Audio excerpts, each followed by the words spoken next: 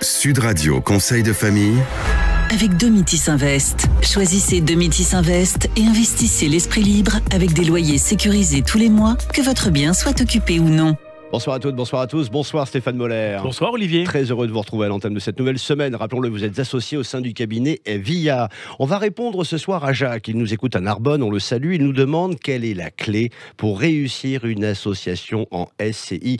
Quel conseil peut-on lui donner, Stéphane ? Eh bien, c'est une question particulièrement intéressante. Mais tout d'abord, rappelons déjà ce qu'est une SCI. Une SCI est une société civile immobilière dont l'objet est de permettre aux associés d'acquérir et de gérer, éventuellement de transmettre des biens immobiliers. Des associés qui peuvent être des membres de la même famille, mais aussi des amis. Mais comment déterminer, Stéphane, le rôle de chacun pour réussir ce projet commun ? Eh bien, pour réussir une association en SCI, il est essentiel de déterminer les droits et les pouvoirs de chacun. Commençons par les droits et les devoirs du gérant de la SCI.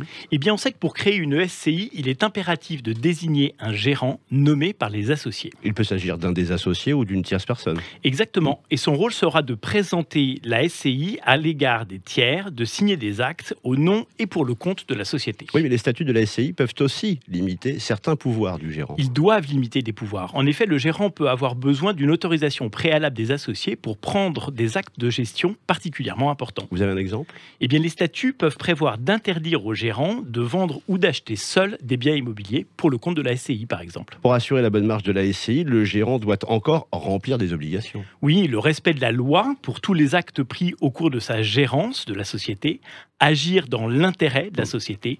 Il doit aussi rendre des comptes aux associés sur la bonne gestion de la SCI. Oui, d'autant qu'en cas de non-respect de ces obligations, Stéphane, il engage évidemment sa responsabilité. Oui, sa responsabilité civile et pénale. Qu'en est-il maintenant des autres droits, mais des associés justement ?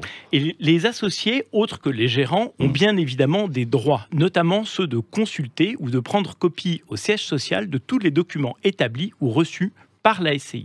Est-ce que vous voyez, Stéphane, d'autres atouts encore pour réussir un tel projet d'association ? Eh bien, quelques points indispensables à respecter. Une société repose sur, d'abord, un projet commun.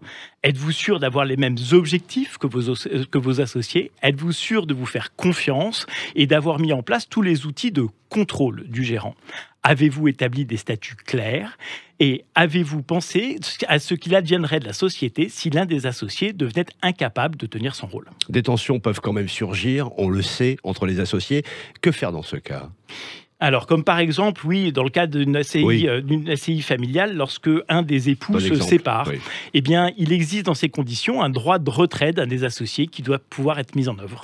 Voilà qui est très clair, on y reviendra, évidemment. Merci Stéphane, merci à vous Jacques, qui nous écoutez à Narbonne pour cette très bonne question. À votre tour de poser la vôtre sur le blog de Conseil de famille. Conseil au pluriel, -2-famille.com. On se retrouve demain. À demain, Olivier. C'était Sud Radio Conseil de famille. Avec Domitis Invest. Choisissez Domitis Invest et investissez l'esprit libre avec des loyers sécurisés tous les mois, que votre bien soit occupé ou non.